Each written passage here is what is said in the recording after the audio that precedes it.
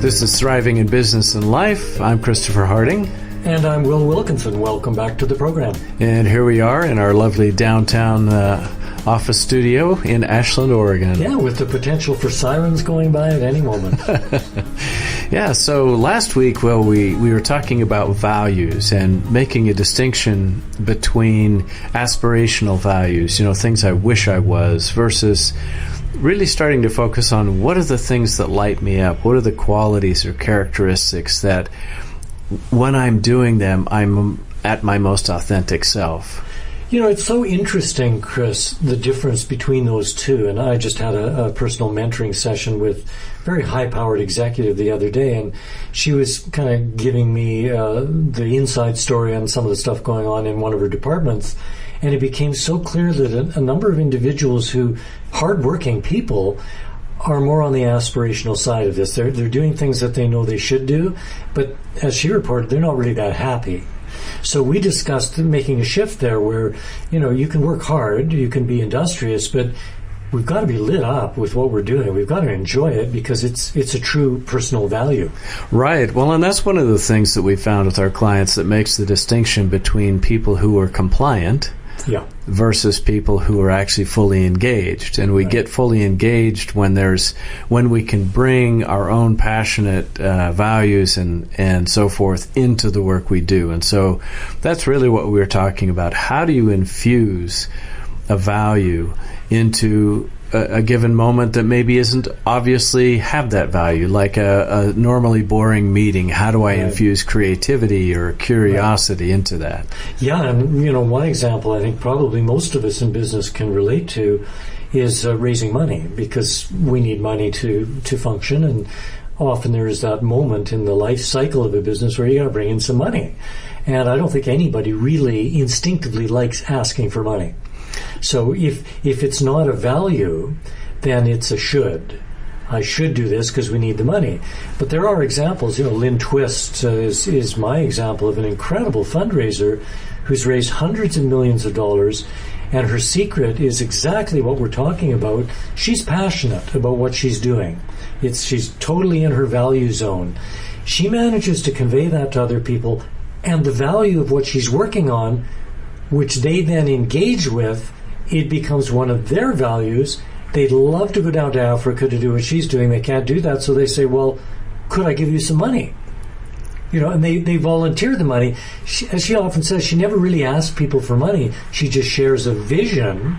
They engage with it. It becomes their vision. They're happy to contribute. It's interesting because I was talking with two different organizations that are fundraising organizations over the last week, and what was interesting for me was that they talked about how much they love raising money. See, they're in their values. Yeah. And so for them, they love to raise money, and they know they can do it because they love it so much. Yeah. So the second thing they look for is what other value are they going to be able to tap into based on who they raise money for? Mm-hmm. And so they're very aware of only raising money for things that they are fired up about, because then they can couple their own love of raising money with yet another love of, for example, being in service or something like that. So it's interesting you bring that up, Chris, because I was just at a fundraising meeting last night. It was very good, 4 panelists and a moderator. And, they were talking about every level of fundraising from a few thousand to millions. And it was really clear that there were people who loved raising money and people who hated raising money.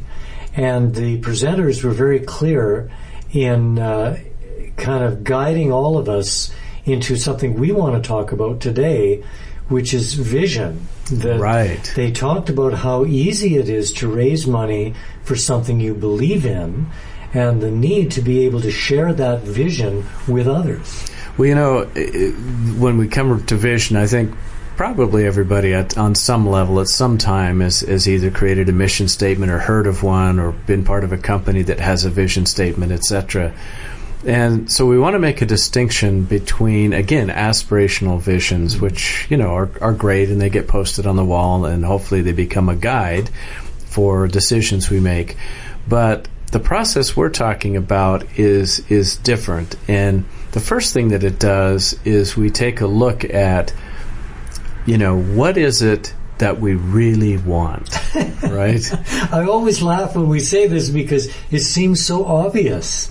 And yet, you'll remember the quote we use of Mark Twain's in the book. Right. And, of course, he said, I have no trouble helping people get what they want, but there's so few people who know what they want. Right, and we actually played around, I think, with a Spice Girls lyric one time, what do you really, really want, right? Yeah. And so part of it is if we're tuned into what we want, and I think what helps with this is the vision process we're talking about doesn't have to be some big, grandiose, long-term vision out in the future. It could be, how do I want this next meeting to go? Yeah. How do I want this presentation I'm going to do today to go? Then it's easier to tune into what I want because it's something very close up. And we encourage people, don't focus on what you don't want. Describe how would you like it to end? How would you like this chapter to turn out? So that's the starting place, right? Well, and you used the key word there, end. Right. How do we want it to end? As writers, I know you and I have both done a lot of writing in one form or another. We understand that you always start at the end. Right. Because you need to know where you're going to write your way there. This is particularly true in fiction, like an elaborate plot where there's all kinds of dead ends, red herrings, etc.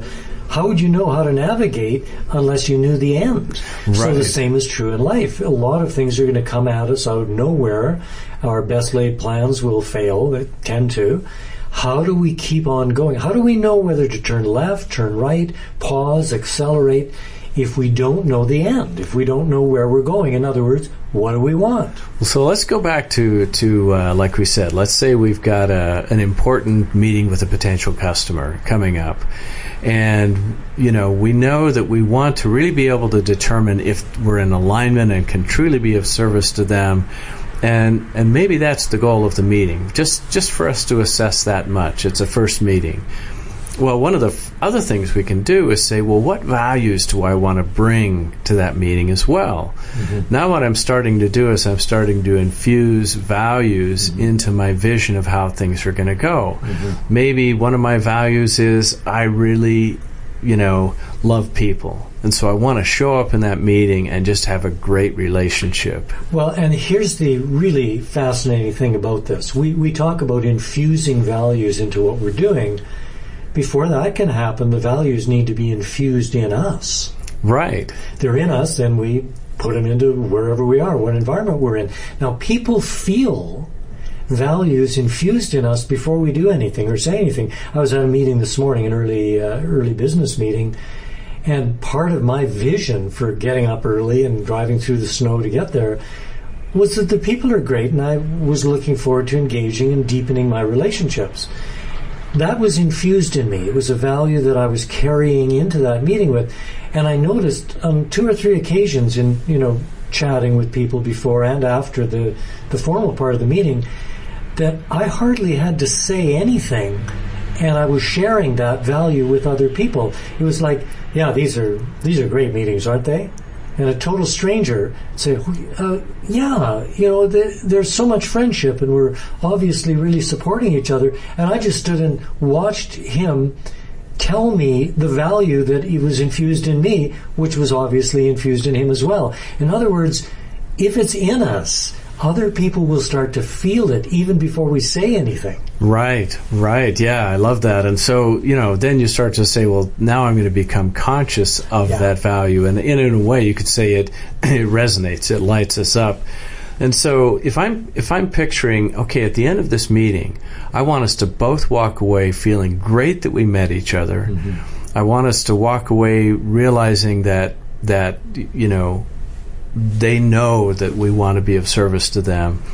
And we've been able to identify whether there's actually a true opportunity. So the great thing about this visioning process is different than how other goals might be set, is that we actually jump into the future. Right.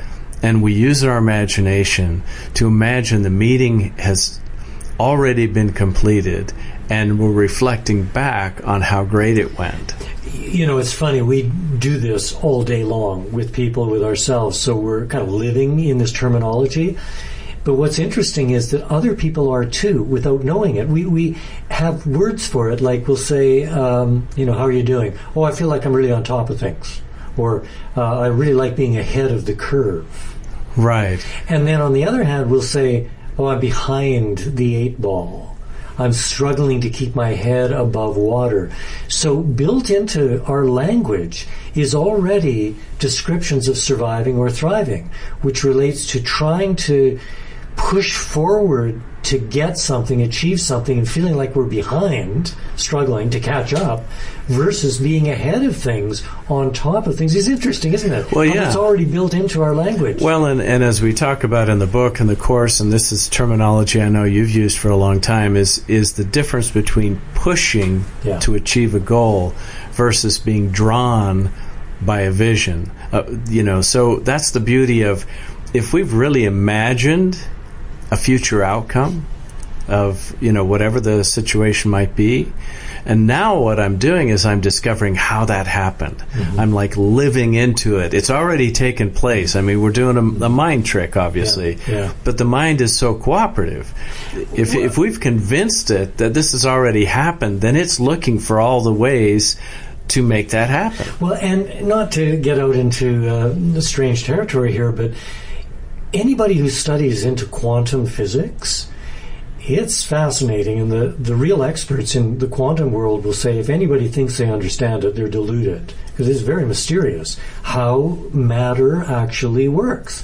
But why I'm bringing this up is that there's this phenomena called attractors. Strange attractors is probably the one some of us have heard of, where it seems to be that the way things kind of come into being is because there's some sort of influence in the quote-unquote future which draws matter towards it. Now, it gets very difficult to describe this in words and make any sense out of it, but there are things that happen in our lives that reveal the truth of this. For instance, when I met my wife, we've been married together for 25 years, the instant our eyes met, I knew that we would be married and we would be together.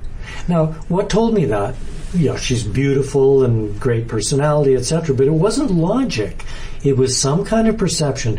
We are destined to be together. And I'm sure some of our listeners, at least, could, if they don't have that particular story, they have other stories. They are looking for a house.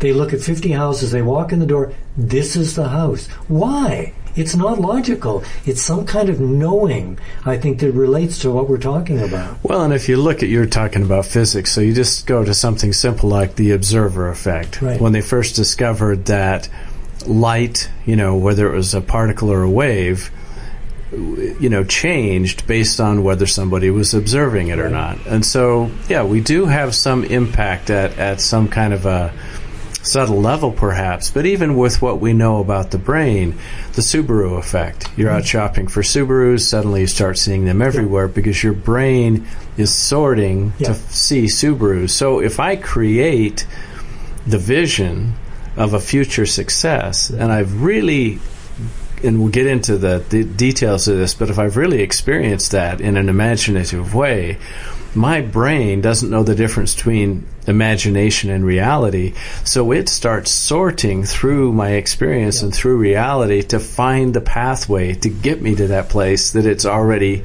in its own way, experienced. I mentioned this meeting that I was at last night, and I've been to a number of meetings put on by this organization. And last night when I went, I was walking over from the office here, and I was thinking, I'm going to really have fun tonight. I'm going to meet some great people. And I was doing this process of kind of getting ahead of the curve with a vision of what I wanted to experience. Well, lo and behold, I had like 5 or 6 really good, deep conversations, and I left the meeting thinking, boy, I sure met some friendly people tonight. Now, in contrast, I can remember being at one of those meetings a month or 2 ago, and I left thinking, there weren't very many friendly people there tonight. Now, I'm not sure what the difference was, because it's the same people. Was it me? Was it my mood? Or was it the fact that I hadn't really prepared I wasn't in touch with what I wanted. The observer effect kicked in, and all I saw was unfriendly people. Whereas last night, what I saw was friendly people. Well, so let's roll our last 3 or 4 episodes into this, and then get into the details of how do you create these future visions. So we talked about the fact that we all create stories. It's what we do.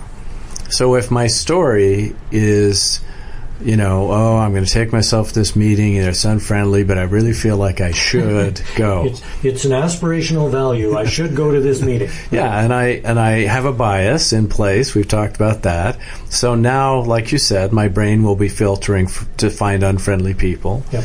If I'm taking myself there out of obligation, I should be of service, therefore I'm going. Well, I'm not lit up, right? I'm not really infusing a value of friendliness. Friendliness is a value. And then, I don't create a vision knowingly, but I'm actually creating one unconsciously about having a really boring time at this meeting. Mm-hmm. Flip that around. My story is, this is going to be great, which is what you did. Right. There's going to be friendly people there. You've actually created a predisposition for that, and you're going to infuse this value of loving people and friendliness into it. You've already painted a picture for your unconscious, and now you walk into it, and you've increased the likelihood exponentially that you're actually going to have that experience.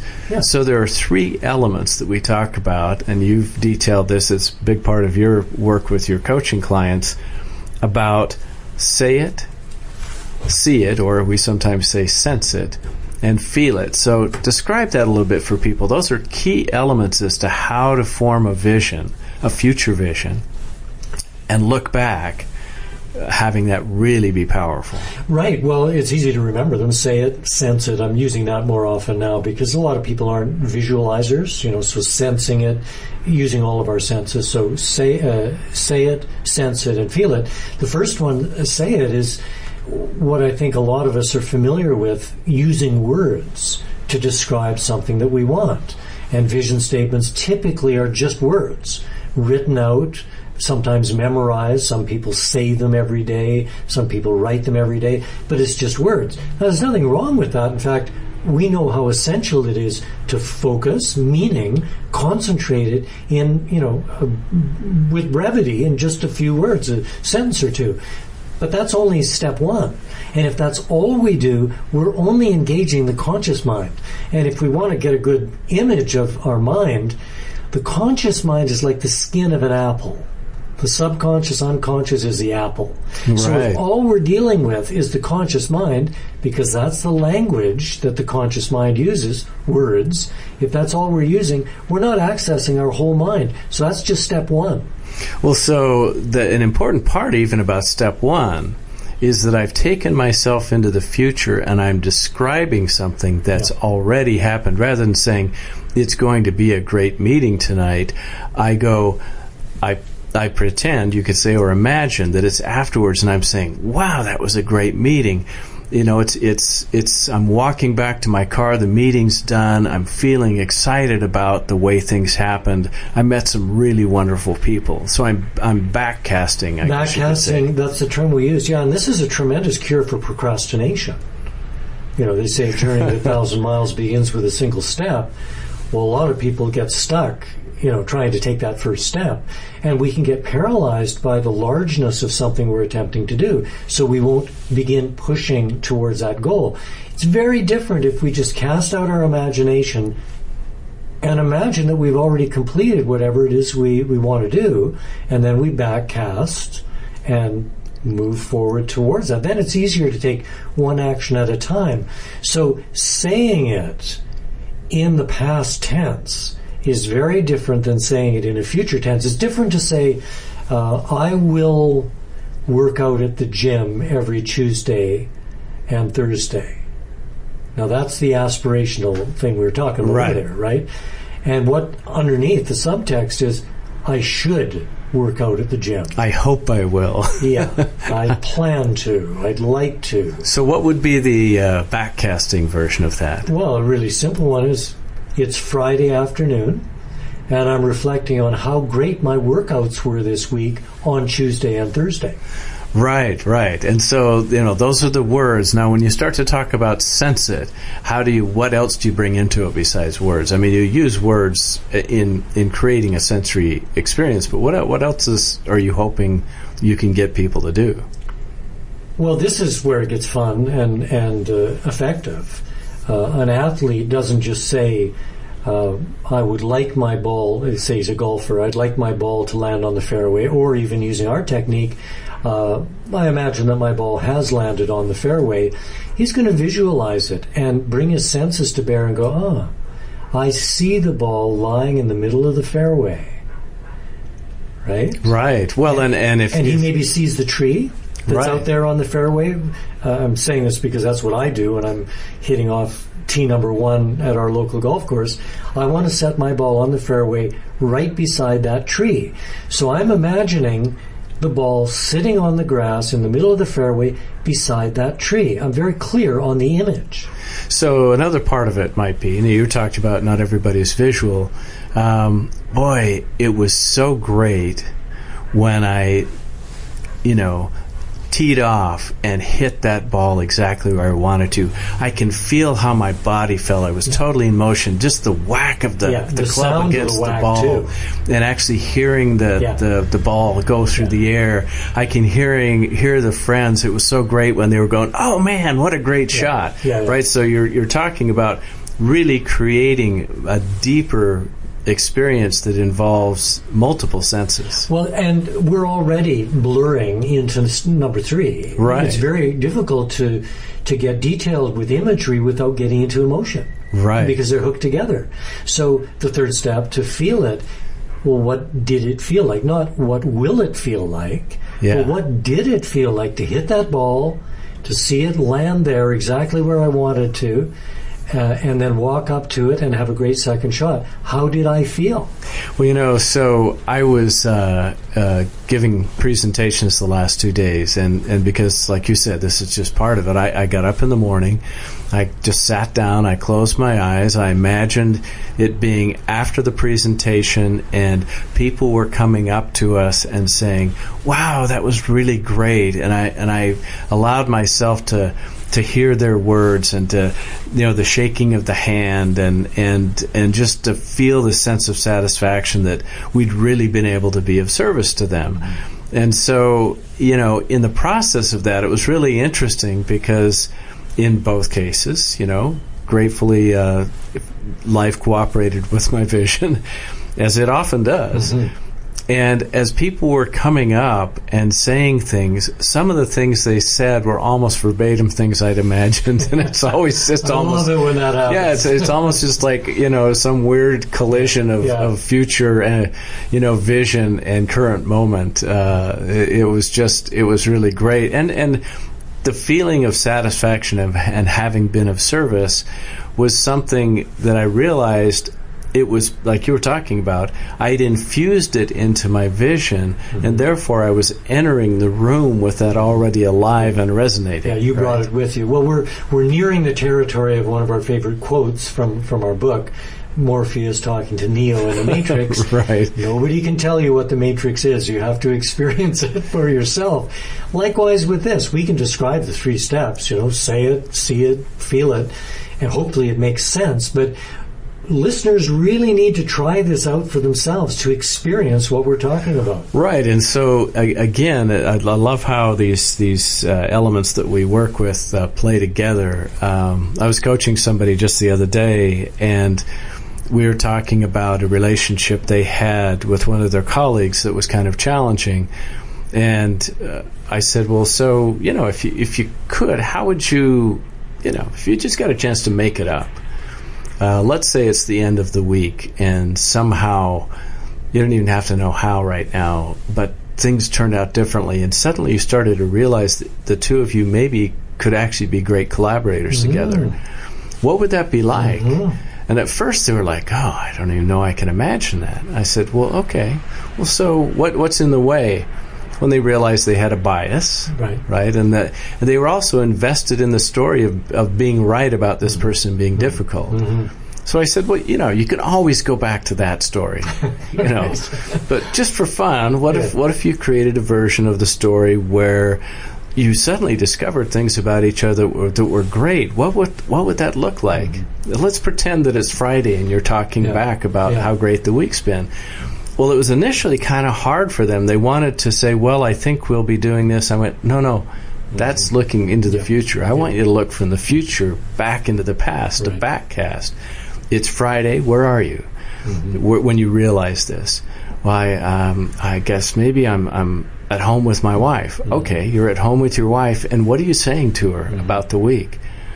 Well, I'm really surprised at how well things went. I was like, so kind of telling the story to their wife, and what was she saying, and how was she feeling, and did they celebrate? Did they maybe have a toast or whatever it was?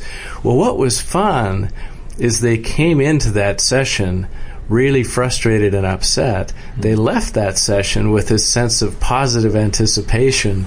And I'm really excited at the end of the day, today, because it's Friday, to hear how the week went. Yeah. What a great example. Well, I've got one on the other side of the coin. We were playing games with some friends the other night, and one of the guys there decided he did not want to play this new game that someone had suggested.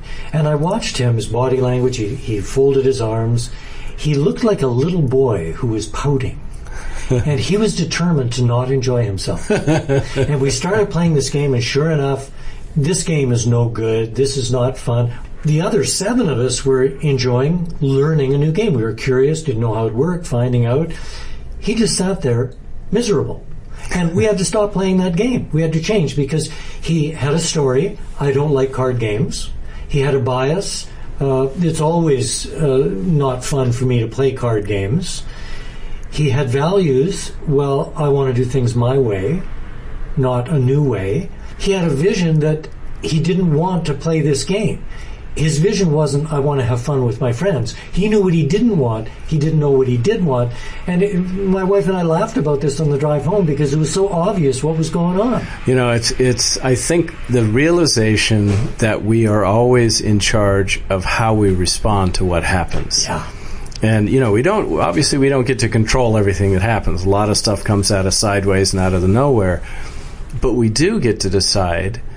And the more we get aware of this ability we have, we can actually see it coming and decide ahead of time.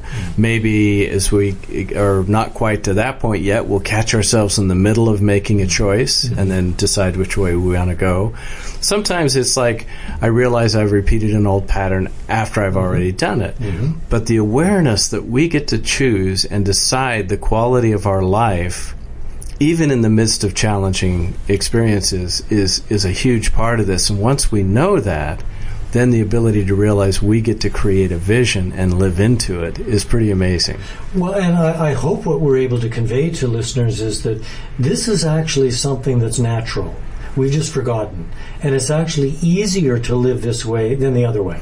Well, and as you said earlier, this is not a fly-by-night, airy-fairy kind of a technique. This is something that's been used by athletes and performers for well over a decade now. And they wouldn't do it if it didn't work. Well, and there's proven brain science behind it. So that's the invitation. Play around with backcasting a vision. Look forward as to what you want and describe it ahead of time as if you're looking back. And then have fun to live into it. How did that happen? Yeah, and as we like to say, practice makes permanent. You've got to repeat new habits to establish them as the default setting. There's a certain build-up to a tipping point where the old habit has less energy in it than the new one does, and then the new one takes over. Exactly. So play with that. We'd love to hear your stories at thrivinginbusinessandlife@gmail.com. I'm Christopher Harding. I'm Will Wilkinson. Thanks for joining us. We'll talk to you again next week.